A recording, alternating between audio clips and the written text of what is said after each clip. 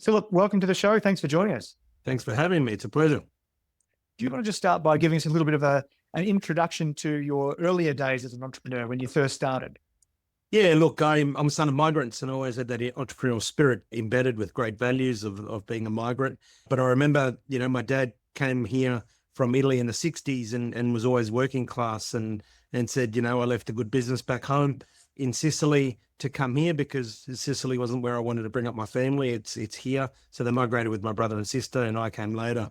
And from those words, from obviously the background of him being quite entrepreneurial and from his words of, I came here for a better life, but because obviously I've got to learn English, I had to learn English. I went in and became a yardsman at the Royal Brisbane Hospital and went from being quite entrepreneurial to a working class man. And I suppose that was embedded in me early to say, hey, I've got that opportunity as a first generation Australian to really take on the values and the entrepreneurial spirit that my parents had back home and be in control of my own destiny. And I probably would have been 11 or 12 when I first thought of that, saying, hey, I just want to be in control of my destiny. So got a good schooling, went off to uni.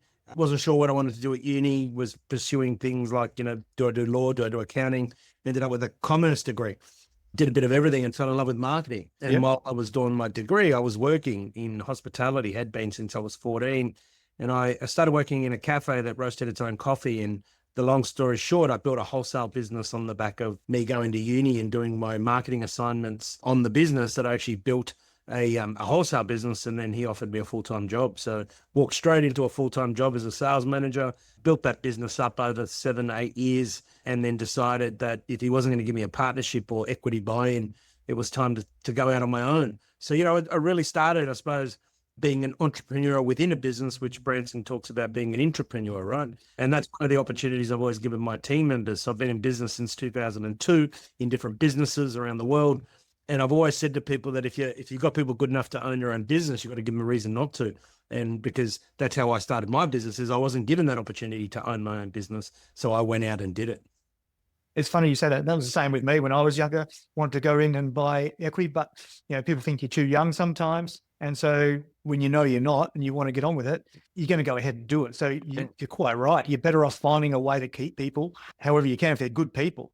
And even that sort of stuff. My dad was in Earth Moving, and I remember him talking about, incidentally also from Sicily, my heritage, and he was talking about, in Earth Moving, it's very tough because when people are good enough to run their own show, they want to go and do it. So it makes it harder because sometimes it's harder to get the people that you want to keep on board. Yeah, totally. And my dad was in fruit.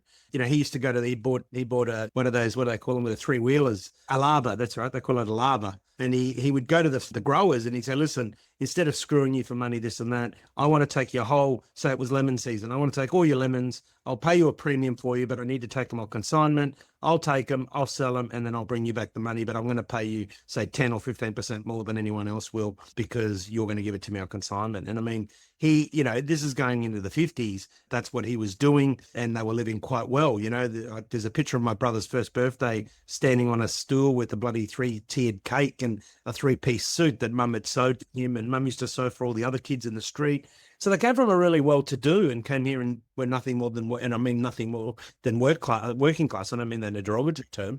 Only ever owned their own house, had it paid off within 10 years of arriving into Australia, and then spend all the money on kids, because they $450 a week. But you're right. A lot of, Australia, and that's why when we talk about acknowledgement to country, I'm all for it. Acknowledge the traditional custodians and past and present and future. But then I also add my bit in acknowledging all of the migrants that have come here, past and present, have made Australia what it is. And I think that's the rich heritage of Australia, is not just the traditional custodians, but those that have come, like your parents, my parents, and parents from all over the world decided to land here in Australia and make it what it is and give us the opportunity as second and third generation, right?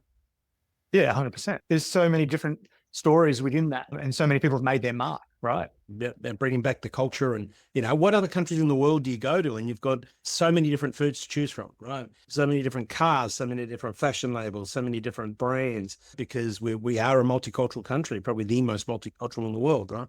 So it's something that I've taken and leveraged and obviously applied into business with the coffee background. But if it wasn't coffee, it could have been anything, right? I was brought up with good values. I was brought up to serve people. I was brought up to hang around people smarter than me. be respectful. Being book smart is one thing, but make sure that you know how to win with people. So these were the values that were drummed into me, and I got to hang around people a lot older than me most of the time. My brother was 13 years older. My sister's 11 years older than me. So I was brought up around older people and really got to learn and absorb and instill good foundations. How much does that change your mindset, you think, as you're going along? Because you're, almost by osmosis, just being around everybody and hearing the wisdom that's there, you absorb it, right? You do. And it's one thing that I talk about now is we don't have enough meaningful conversations. There's too many distractions, Dion, right? And we all are, and I'm guilty of it too. And I've had to put some really clear parameters in place to not get distracted. And, I've got a 16-year-old daughter and a 14-year-old boy, and it's easy to jump in the car and just let them be on their phones, whereas I make a conscious effort. No, let's talk. I always take one to school in the morning, if not both. I'm not traveling for work. I take all school holidays off now to be with them and obviously my wife. And we really stress the importance of having meaningful conversations so that you can pass that wisdom down. We now see our kids love hanging around our older friends. So when we're out with another family or couple, all of the kids are actually sitting around with the adults talking and sharing stories. And that's a tribute back to my past and my upbringing, because it is important. It is. I always say the richest place in the world is a cemetery, because so much wisdom, good ideas, intelligence is lost when people pass away. Well, I mean, you're absolutely right. And that's one of the reasons why I do this podcast, because there's so many people out there who have been really successful and they've all got really powerful and unique stories and wisdom to share. And it's funny, you're talking about being around family and older people, that sort of stuff. It makes me think, and I think Italians do it pretty well. I mean, I remember when I was younger, my uncles and my dad and my mum used to play briscoe together. Yeah. And I don't know if you know that game, yeah. So that all played briscoe, and she passed away. And I got put up to the big table because I needed to play doubles. So from about the age of 8, I sat there with my dad, my uncles, playing briscoe a couple of times a week at least. And you hear them talking about all sorts of stuff from a young age. And I think you gain a lot of that wisdom. So I was probably 10 years old going on 40, because of just who you're hanging around with playing. But you know what I'm talking about, right? Yeah, you're playing cards, and totally. It's really good. It's really good for kids to be around that sort of wisdom. And we don't get that like we used to, I don't think. I agree. And then if you take that directly into the workplace, right, that's what good leaders do. Good leaders set a vision, set the parameters, and then coach and say, right, what can I do to help you? And if you think about it, that's the type of upbringing a lot of migrants have is, our parents would tell us, okay, this is what we're doing today, whether it's making tomato. They start with the outcome, right? We're making tomato sauce, or we're bottling wine today. This is what we're going to do. This is what will happen by the end of the day. Now, this is where we start. And if you think about it, just by going back to our heritage and listening to that, you go, well, that's what makes good leaders today. Is ones that say, right, this is what success looks like. This is what the outcome looks like. These are the parameters. And now let's reverse engineer it and talk about what resources do you need? What blockages do you anticipate? How do you think we can accelerate it better, faster, or smarter, or with more depth, whatever it is, and having those meaningful conversations, Yeah. But what do you think the traits are that you had that separated you from other business owners who might have started their businesses around the same time, that helped you get to where you got to, which was ultimately a very successful exit, right? Yeah. What were the traits that separated you from other people in your view? Yeah, well, that's an easy question to answer now because of the landscape. And the landscape simply was, I started with $5,000 in 2002. I had an apartment paid off. I didn't want to risk that. So I didn't sell that apartment to start the business. I had $5,000 to start the business. And then obviously in 2017 exited it was a $47 to $60 million deal, let's call it. What I learned now that I can reflect back what I had that others didn't have, I had creativity. So how do I use that $5,000 to be creative, which is a real big fundamental of any entrepreneurial mindset? How do I take the resources available to me and use them in my best way? So I couldn't buy a roasting machine for that, but I went down to the local roaster and said, hey, can I use your machine after hours and I'll pay you per kilo? I packed coffee in my garage. I set up my computer in my office and I spent my time on the road, and the $5,000 was on my branding, marketing, packaging, and my first shipment of green beans. And then everything rolled back into the business and built it literally one bag of beans at a time to then become the biggest in the country in what we did. So I learned creativity. I learned resilience, because the amount of times I got told no, no. Why should I buy you coffee? Why should I buy you coffee? Why should I buy you coffee? And I learned some great lessons, such as if I'm selling coffee, I'm going to go broke. There's 2,000 other competitors in the marketplace. I need to be creative. I need to be resilient. And then the other one was I needed to be knowledgeable. So it wasn't knowledge of coffee. It was knowledge of what did cafe owners need. And if you take those three things, creative, knowledge, and resilience, what we ended up with was we're going to help cafe owners make money. Coffee is how we're going to transact. Cafe owners need help with their training. They need help with their menu design. They need menu with their store design. We're going to go in and we're going to help cafe owners do this. And the way we're going to get paid is by them buying our product. So we're going to we're going to take a product-led business and turn it into a service-led business where the transaction is product. So there, that taps into three main ingredients, right? Which was creative, resilient, and knowledgeable, and then of course you've got accountable. I always say to people, we're going to make mistakes. I said, but I'll tell you one thing, we're going to own the mistake. When you ring us and tell us there was an error, the first thing we do is fix it. The second thing we do is what do we do to make sure it doesn't happen again? And people loved that, and which then comes into authenticity, is just being authentic. This is what we are going to do. So, when you start mixing in values such as authenticity, accountability, creativity, resilience, you really got some powerhouse ingredients. And the key with my team, right, and this is something that's missing now, is passion and enthusiasm. If I look back now to Di Bella Coffee and go, what really set us alight? Like, the first few years were hard. Then we smashed it in Queensland. We went into Melbourne. The first 2 years was hard. Then by 2010, we were just motoring. And if I look back and I go, forget the foundations of the business, creativity, resilience, all that stuff. It was enthusiasm and passion. We brought people on into the team and customers that were so enthusiastic about the way we did business and how we dealt with customers and vice versa, that they were just so passionate about driving the business, and everything multiplied. That part of it, when you list those different items, that injecting that passion and enthusiasm into that mix, you can feel that that's what gives it all soul, right? Like that's what gives it that energy to live and breathe as a business. All those other things are sort of, you list them: creativity, resilience, knowledgeable, accountable. You can list them methodically, but then you inject into that passion and enthusiasm, and then you can see where that, and I think that is something that is a common theme amongst all the people I interview on the podcast, is that passion and enthusiasm is almost the catalyst for what differentiates them from other people in the same sort of businesses. Yeah, it's the magic dust, right? It's the last layer. It's the whatever you want to call it, the cream on top. It is the enthusiasm and the passion that, and people feel it and tell you, people will go, you'll be having a conversation, people go, I feel energized because you're so enthusiastic and passionate. We're about to release this advocacy paper, local, state and federal government. And I've said to them, this is not a talk fest. This is not a having a go at you. This is not a fight document. This is an outcome document. This is a document that says we've gotten the industry together. The industry's spoken on how 3 levels of government can help the industry. And we just want to be the conduit to get the discussion happening, and where can we make change? Everyone's like, you're bringing a new level of enthusiasm and energy to this because everyone else wants to fight. I said, I don't want to fight anybody. I said, I've got enough money to do what I want when I want. I feel fortunate about that. I turned 50 in the new year. I don't need to fight anyone. I don't want to fight anyone. I don't like fighting. I actually like smiling and being happy. I want to advocate. I want to work alongside of people to get results. And that brings a different enthusiasm. It brings in a different energy. So I suppose for the listeners, it's really clear to understand, be very clear on your outcome, because when you're very clear on your outcome and your purpose, then it's a lot easier to be energized. And then you've got to hire people that very clear and engaged with your outcome, because then they will be enthusiastic. Talking about the traits that separated you and made you successful, what were some of the traits that you had when you started that were not as helpful, that you had to learn to overcome, I guess? Impatience. Right. So, being impatient. What do you mean 24 hours? Why can't we have it done today? Big boss, we've got a whole heap of other stuff happening. Okay, no worries. But impatience is a big one that you've got to overcome. The other one is planning.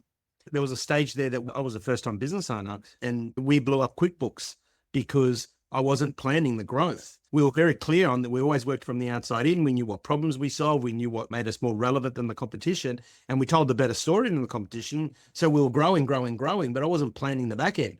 I wasn't sitting going, okay, well, hang on a minute. QuickBooks, well, it blew up because we were invoicing too much. It was overloaded. Lucky we had honest customers and we didn't lose any money in that, but that could have been diabolical to the business. We were self-funding all of every time you put on a new client, it was about $15,000. The industry was putting on about 2 to 4 a month. We were putting on 7 a week. So I didn't plan the funding. So I had to change the funding model from funding it with obviously cash flow versus funding it with direct debt, with debtor finance. And because your debtor finance grows, obviously, as your client base grows. So, they were 2 big ones: impatient and poor planning.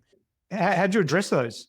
Well, I put a good team around me. So I had my wife's, I've got a psychology background. We started the business together. We work really well together. So that works well. She was a big catalyst, a good sounding board. I put an advisory board together with a lawyer and accountant and a HR person. I said, right, let's attack at the right legals and requirements and things like trademarking and registrations and stuff. Let's plan our finances and then let's plan our people and workforce better. And they all had a distinct ingredient, and that was all four of them with my wife, who made up the advisory board, had a very even temperament. They were very level headed. So if I went in being a firecracker, by the end of it, all four of them would have brought my energy down and said, that's great, but look, let's look behind you. And we became synonymous with the saying, which was, let's make sure the back end meets the front end.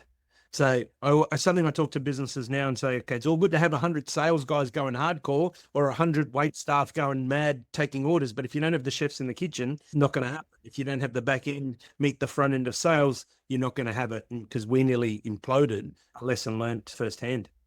Because you're going to create a mess otherwise, right? Yeah. And then you put people under a pressure cooker. And you got to remember, this is back in 2010, 2012, where people weren't as fragile as they are today. Yeah. They were a lot more resilient back then, and they worked a lot longer hours. They were more dedicated to the cause and all the rest of it. And because let's face it, the workforce has changed, and the expectation of workforce and all the rest of it, that we did, we used to always look after our people amazing. If I flew at the front of the plane, they flew at the front of the plane. If I drank amazing red wine, they drank amazing red wine. There's plenty of talks of the days that we would have lobsters for dinner as staff dinners, and people were like, well, that's what Phil wants to eat. We all eat. He doesn't have one meal for him and meal for others. Like, we all eat the same. We fly at the same part of the plane. We are a team in every sense of the word. So people needed something, we'd give it to them. You didn't have to worry about FBT and bullshit.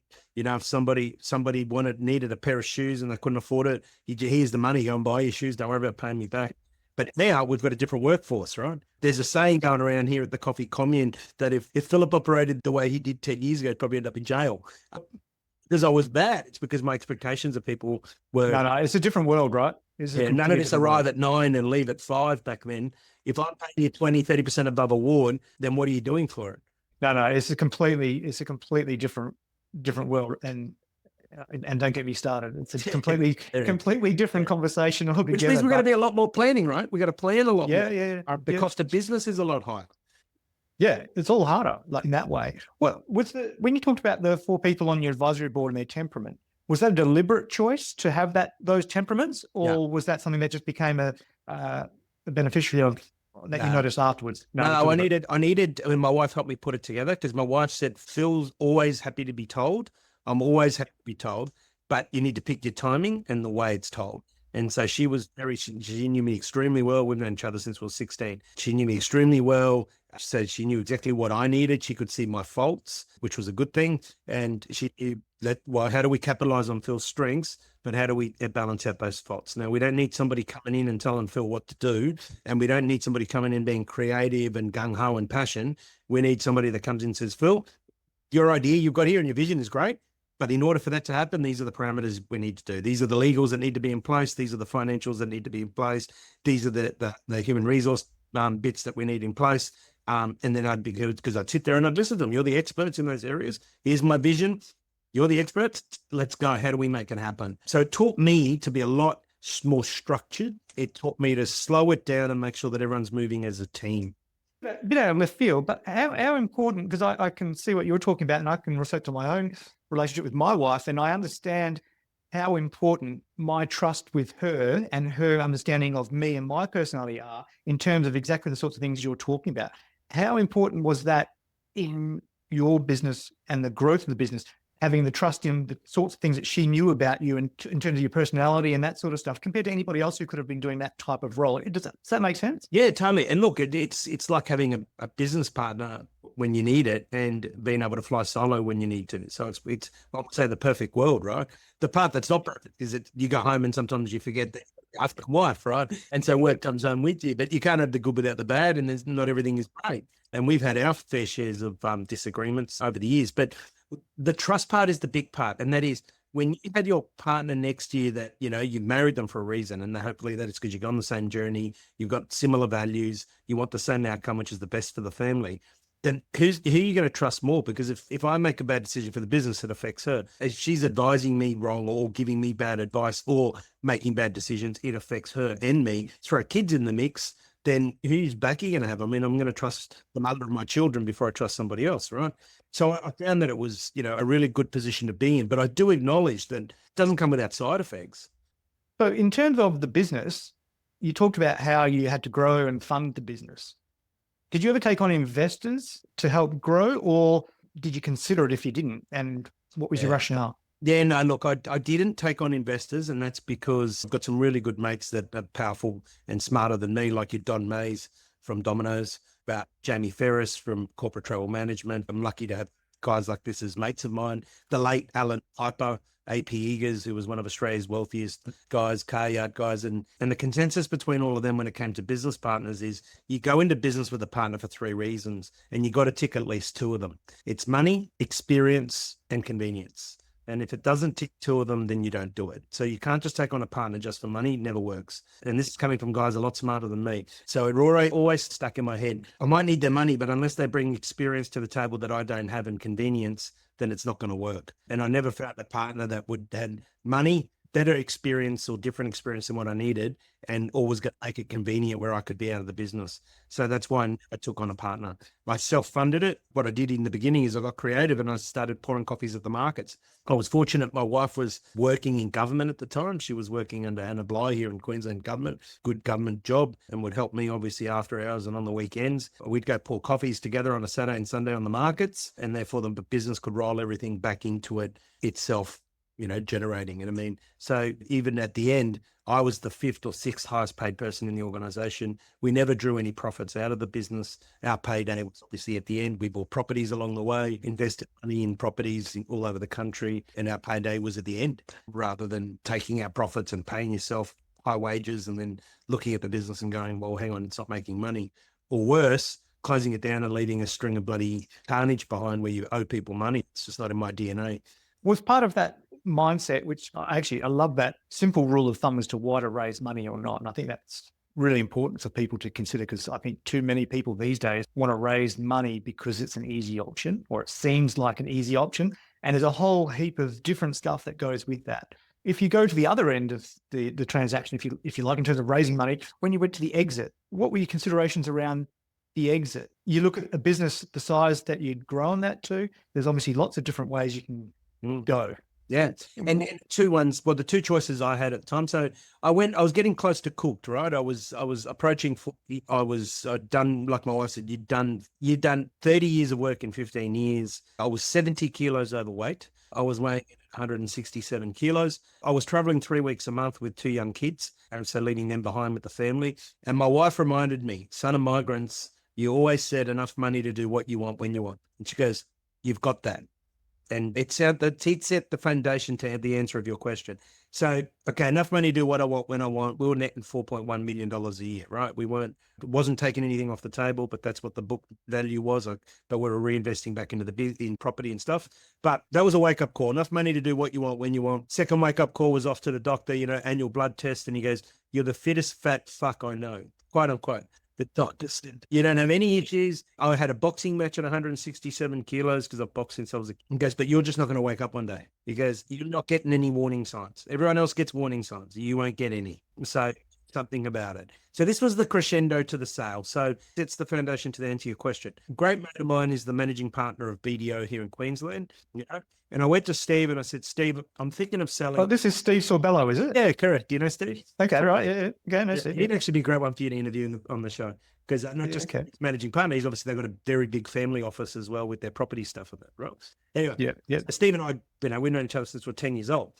And I said, Steve, this is my dilemma. And he said, Phil, there's 2 exits that are possible, but there's only 1 exit really. And again, long story short, in a few hours of deliberation, he said, we could probably get you 100 mil plus that's floating the business. You've got the best brand in the country. You've got 11% of market share. You tick all the boxes to float, and it'd be a 100 mil plus float as a gauge, right? Because they can't depict but you're going to be in demand, right? But the problem is that's not going to solve your less travel, your travel from family, and it's not going to give you the time to focus on your weight. So really there is... Or make it worse. Yeah, that's right. He said there's going to be expectation, there's going to be pressure.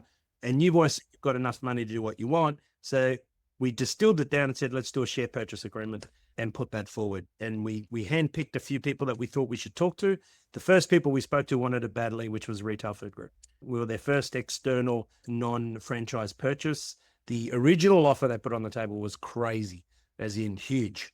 And I've looked at Steve and gone, this isn't going to get past the board of directors.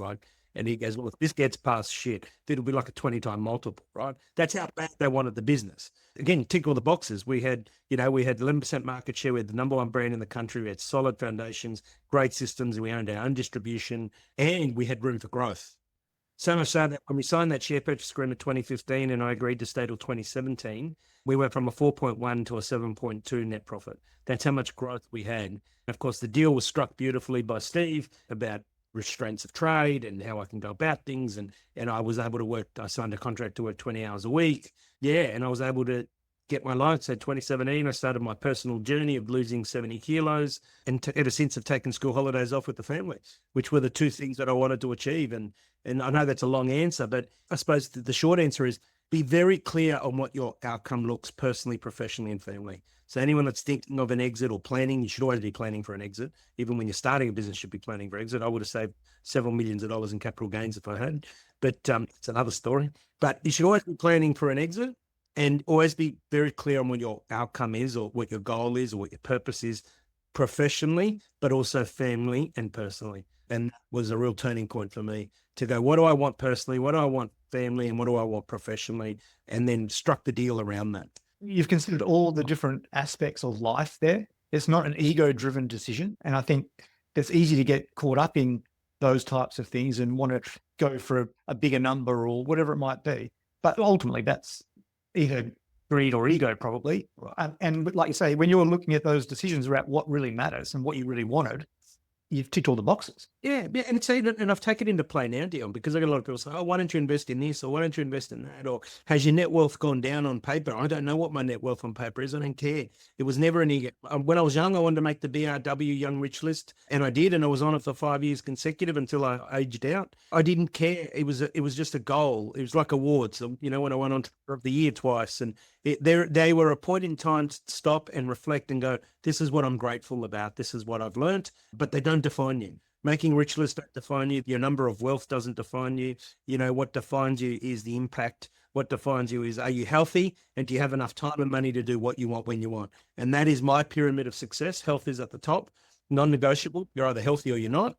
And then enough time and enough money to do what you want when you want. And that's different for every different person, right?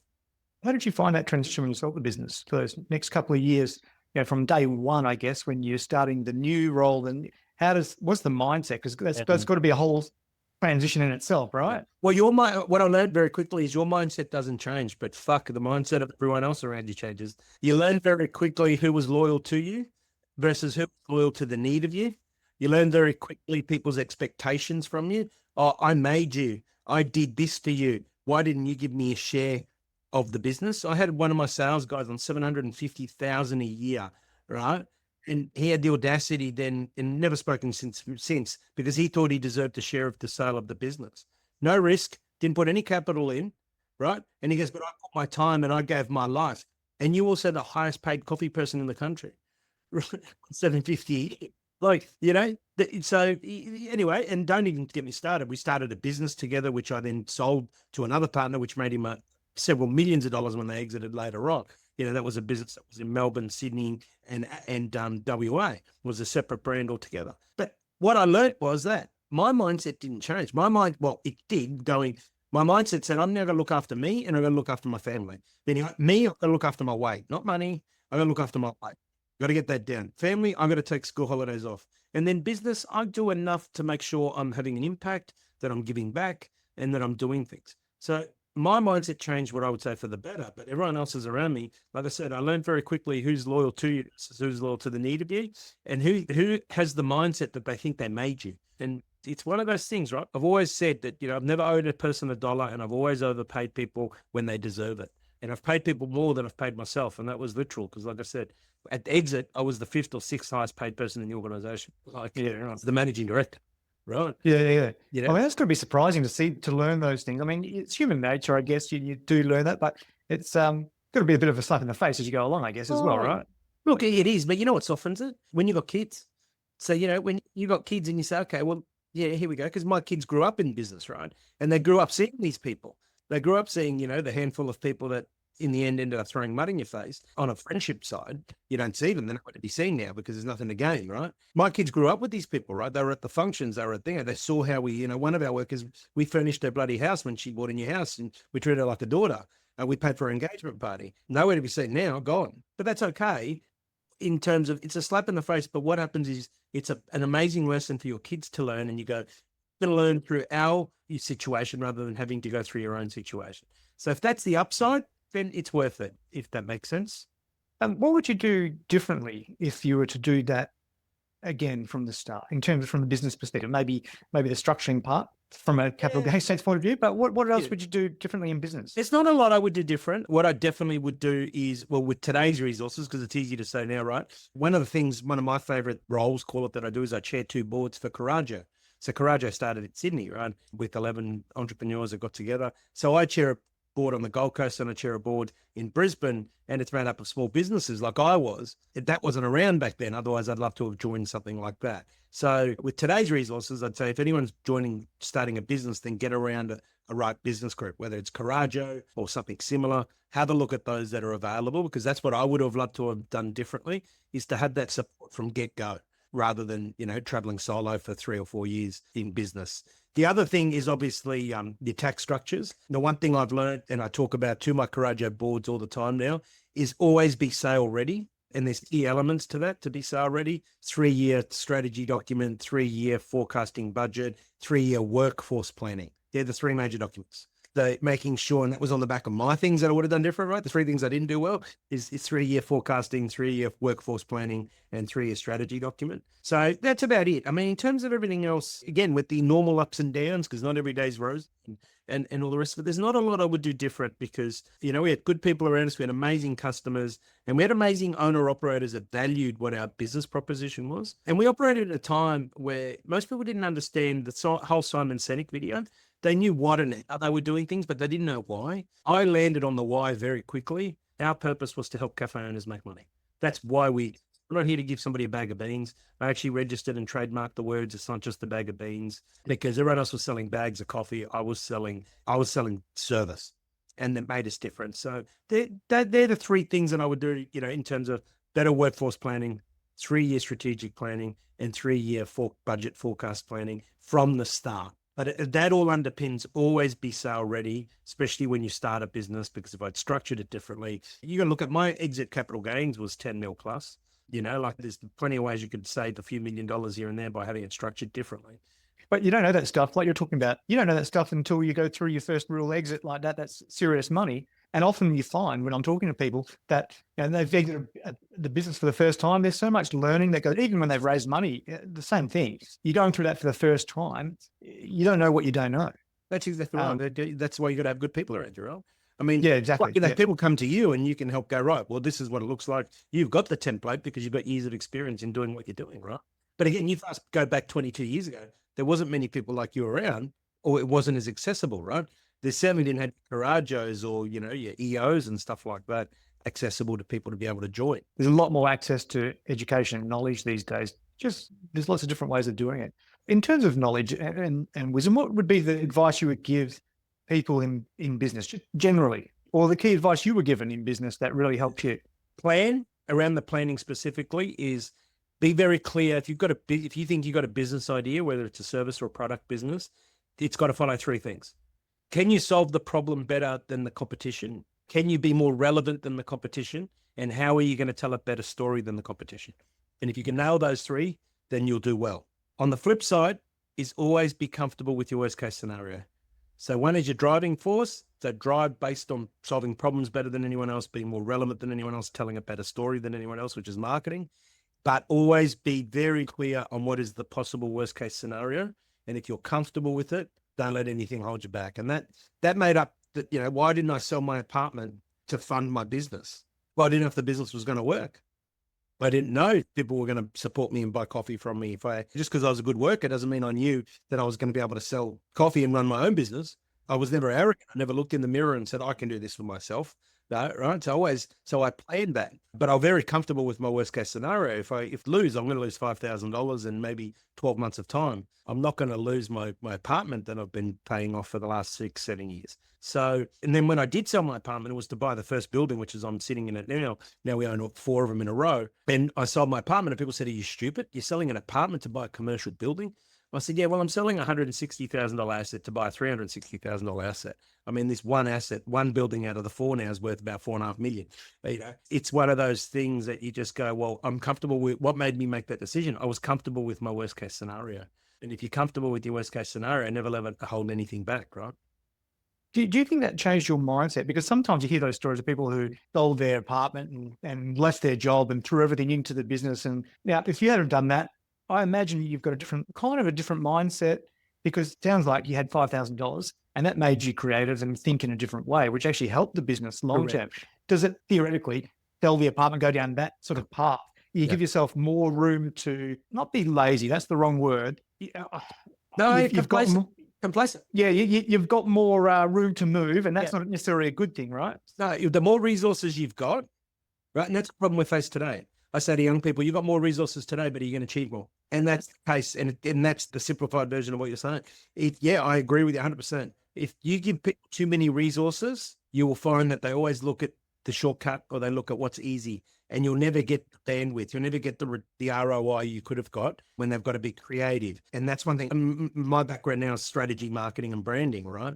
And I'm obviously a very prolific marketer, and especially in our industry, not just Australia, but globally. They say, what would be your key element? And I said, I'm a strategic thinker. And I always look at what can I do more with less. So, you know, when we were a $45 million turnover business, my marketing budget was $200,000. Yeah, because I used to say, breaking marketing down, it's owning a voice, which is your websites and your signage and that, buying a voice, which is your advertising where people go hard. There's a third thing called earning a voice, which is your third-party endorsement. So our major strategy was always around third-party endorsement, which doesn't cost a lot of money, but costs a lot of effort and a lot of strategy. You know, we didn't go and buy billboards and ads, but every marketing manager that came into this business, right, their first thing was, what's my budget? And I said, nothing. And they go, what do you mean? Show me how creative you are. If you can make $100 out of $1, you got the job. If you can only return me $10 when I give you $100, you're sacked, right? Because you give somebody $100 and they go, look at what I did. Well, hang on, where's the return of investment on this? Do you know what I mean? Whereas I'd say to my team, here's $10. What are you going to do with it? Show me the maximum return you can bring back, because you've got to be creative. You've got to think differently. Hey, it's one of those challenges they give the apprentices, you know, and that apprentice. Used to love that show back in the day. That was exactly that same thing. What are you going to come up with? What are you going to return for the, it's not how much you invest, it's what the return from the investment is. And that comes down to today's world, where I always say to people, you had so many resources around you, but what are you going to do with them? In terms of people that you look at as you were growing up and starting in business, were there any business people, founders or entrepreneurs, whatever you might call them, that you looked at and thought, gee, I really like the way that guy goes about it? Yeah, on a world level, it's Branson, right? Brand and strategy is always, you know, and that whole ideology of licensing, about having fun, doing business, having fun, being casual, because I'd rather be in a t-shirt and long pants than 3-piece suit. So on a global level, I really loved that style, right? How can I look at things entrepreneurial? Everything was always yes, if, not no, because people take him ideas. I got to spend a week on Necker Island, Branson, which was really cool later on. At a domestic level, like I said, I'm fortunate to mix in some good circles like your Don Mays, Jamie Ferris's, even politicians. I've had a lot to do where politicians would come to me and say, what do you think about how can we make an impact at local government or state government? You're an expert in your industry. So I've got to mix with some pretty cool people, worked with people like Tony Abbott and all this sort of stuff, and see what made them good. Bob Hawke. So it's not the Liberal or Labor thing. I've worked with both. I've seen both. So, I mean, to me, at that middle level was anyone that was making an impact.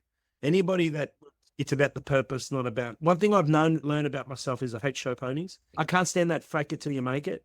It's so disingenuous. All these coaches that encouraging clients to fake it till you make it. If they can make it, good luck to them, but it's certainly not, doesn't sit well with me. My dad used to say, if you got $10, act like you got 5. Money talks, wealth whispers. Wealth isn't based on the number you have. People that have got money like to talk about it. People that are wealthy, and wealthy is not just how much money you've got. People that are wealthy, they don't talk. They just get on with it. 100%. Yeah. So it's which comes into the advice I'd give people today is do what works for you, but understand that whichever road you choose is going to have collateral damage. If you go down the road of fake it till you make it, then you're going to lose people like me that are about authenticity and keeping it real. If you go down the authentic road of keeping it real and talking it down, you'll miss out on some of the people that like that shiny, hey, it has to be Krug when we go out to eat, or we have to be dressed in a suit, and there's no right or wrong. It's what works for you. No, 100% get it. There's a lot of that. And I think some of these social media, Instagram generation makes it even worse. It is what it is. And you just got to know your own mind, I think, and what you're about yourself. And you carry on, like you say, whatever you make is a decision, and there's pros and cons, and good luck to them. That's exactly right. And just be comfortable with your worst case scenario. I had a discussion with somebody the other day, and I said, look, you do what works for you. That doesn't align with me, but I'm not judging you for it. I'm just telling you where it sits, and I'm being authentic. You be you, you do you, be healthy, put a smile on your face, and be happy. Doesn't matter what I think. But you talked about when you sold the business and you focus on health and that sort of stuff. What were the changes to your routine that you did that got you back on track? Well, I went and had that. So I never used to eat breakfast or lunch, and then I'd load up at dinner time. So I actually put on weight by I wasn't eating a lot, but I was eating at 10:30 at night, especially when I was traveling and going to sleep. So I did a lot of research, and it didn't matter. I would yo-yo. Like if I went on eat breakfast, lunch, dinner, eat healthy, because I always trained. But I always drank a lot of water. I've always been 2 to 3 liters a day. I've always trained. So the weight came on because of my eating habits. So after I did a whole heap of research, I researched the surgeries, and I ended up doing the surgery that made my stomach smaller because it forced me to eat small and regular. Oh, you lost the weight because of the surgery. Well, 90% of people that have the surgery put the weight back on. I mean, 8 years on, and I've maybe put on 4 or 5 kilos. And the reason I put on 4 or 5 kilos is because I've gone back to old habits, not eating breakfast, not eating lunch, and then eating more at night. And what happens is your body's going, I'm holding this because I still train. I train 5 to 7 hours a week. So my body goes, I'm holding this because you're not feeding me enough food. So when I jump on the scales, I'm running 4 or 5 kilos heavier. Whereas when I'm eating more, the body goes, oh, well, I don't need to hold this because you're feeding me. So it was a real education thing that I had to really, and it was a lifestyle thing. I knew what I was doing wrong. I knew what I needed to do. I used to read a lot about health. My dad had a heart attack at 55. He's now 89 and still kicking over. So I've been around that health for a long time. So I was always conscious, but then, I had to change my lifestyle. So it was a lifestyle change. And one of the catalysts was that operation. And it was also, I was a night person and I now become a morning person. So I'm in bed. How important is that routine change? Because I was probably the same. I found it easier, but over the years, I've realized that my best routine and my best performance comes when I get up at 5 a.m. and go to the gym first. Yeah. Agreed. The 5 a.m. Club, one of the best books you'll ever read. Robin Sharman talks about the 5 a.m. Club. Yeah. For the last, say, 5 years, I'm in bed 8:30, unless you've got a function or something on, and I'm up 35 and I'm into the gym. I was in the gym this morning at 5 for an hour and a half, yesterday an hour and a half, because now obviously an hour and a half, by the time you do your weights, you do the cardio and then you do your stretching. So that's one thing I've found as I get older, a lot more stretching. When I say stretching, it's mobility stuff. So it's not just lineal, it's, rotational and joints and stuff. Yeah, mate. One of my favorite things to do is to head off to eat and health retreat twice a year. Take the eat time. It's a re-jolt back to, hey, get back to healthy. There's no alcohol. Obviously, you're eating 5 times a day. You're training a lot, and it just shows. And it reminds me, if I don't eat right, doesn't matter how much I train, I still won't be lean, because when I go to Eden, I'm eating like an animal. I'm eating like an animal because my body wants it, because I'm training 4 hours a day. Once the food, so I'm eating 5 times and I come out the other end losing weight. So it's a good reminder, but it's also a spiritual and mindset. And I had this discussion with a really close friend the other day where I said, everyone's life is personal, professional, family, as I said earlier. Most people are doing the family thing and the professional thing, but they forget about the them thing. They bottle the me into the family. And this person in particular, without mentioning names, very high profile job, lots going on at home, lots going on with family, but hasn't taken the me time. And it's like, you've got to take the me time, whether it's a week a year or 2 weeks a year, where it's just you, not the family and not the work, just you. No, that's 100%, because it's easy to be absorbed into that. And you've still got to retain your own identity and entity as a separate entity, it's because that's the engine room of everything. It is. And my wife always said, if you're not healthy and sharp, how are you going to be healthy and sharp for the family? How are you going to be healthy and sharp for the business? And again, that was a different mindset change from running a business for 15 years. Di Bella was, 2002 to 2017. So 15 years of that different energy. It was business first, then it was family, then it was me. Whereas now, Yeah. fast forward to the Coffee Commune, which is our new project and just gone into the 4th year of operation, it's me first, family, then business. But of course, I've got the resources to do that. And I've put 4 owners in here of the business. I've given them 5% of the business and said, run it like it's yours. It's up to you where we take it. So I'm more like the founder exec chair now with 4 GMs. So I've structured it. I've used the resources the right way to structure the right thing so that I can still have that me, family, then business. What's next, Philip, in terms of the future? What do you see when you look ahead as to what's next? Yeah, look, the commune's going to take up a good 3 to 5 years to really get it going. I think the commune will be bigger than Di Bella Coffee. It just depends if we want to take it there. The licensing part is, so we're already talking to people in the USA and Dubai to license this model because it's never been done before, where it's a world-class facility and you can manufacture 100 grams of coffee or thousands of kilos. It's an overflow facility. It's also a breakdown facility if a roaster breaks down, like your Campots, all these guys that, Sydney brands, they could come and roast out of here. They can bring their own green beans. They can roast themselves, that we can do it for them. And then it's like a chamber of commerce on the other side, which does education, buying power, advocacy. So I spend a lot of my time working with my GM in coffee, helping with coffee strategy. So new brands wanting to implement coffee into the marketplace. And then I spend a lot of time with my GM that looks after our membership side, and I do a lot of the advocating with governments on how we can get change, such as payroll tax and direct debit. You'll see is starting to make some noise. We've been making noise for 2 years around direct debit payments, and today the federal treasurer has come out and go, hey, we need to look at abolishing this. So we've started that years ago. So, and it's not just us alone. We're working with other industry bodies to do this. I don't care who gets it done. I just care about the outcome. And that's probably because there's nothing to prove, right? So that's what makes us different so that's what makes this Coffee Commune. It's a facility in a community. And I've already got offered to open 5 around the country, but we would have gone back to the same problem. They wanted me as the managing director, traveling.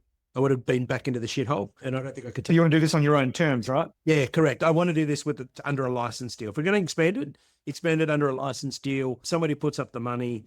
We just take a 4% return of revenue, and we provide all of the content and intel and programs that we have already. Because this would be magic in the US, this would be magic in Dubai, this would be magic in China, South Korea, all those emerging coffee places, because it solves many problems. And it's about collaboration.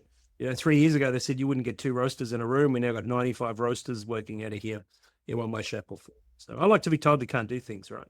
I don't do it to defy them. I just go, well, the data shows me different. Well, my analysis of the data shows me different. When I started, the Coffee Commune solves every problem that I had in 2002. Didn't have a facility, didn't have the capital, didn't have the buying power, didn't have the education, didn't have the support, didn't have the fast tracking of business acumen. We've got startups come into here and they're flying because they've got buying power, they've got the facility, they've got the business acumen, training, education, the support. And you got a voice then too, right? Yeah. And I mean, so for me personally, it's about impact now. I've got nothing to prove. I'm highly regarded in our industry, not just Australia, but globally. I've put my patch on it. I really enjoy the industry. I want to see it sustainable for the next 15, 20 years, because if we don't bring the next generation through and inspire them, we won't have great cafes and restaurants to go to because the old people are retiring. And I don't mean old in a bad way, I mean the older people. I'm one of them now. I don't want to own cafes. So they're moving out of the industry. We need new ones coming into the industry. Otherwise, there's not going to be an industry in 20 years. Yeah. So that to me is a focus and where I want to have impact and be in my industry and have that lead that legacy, so to speak. Yeah. Well, we can't wait to see how it all plays out. Philip, thanks very much, mate, for your time. Thanks for having me on the show. It's been an honor.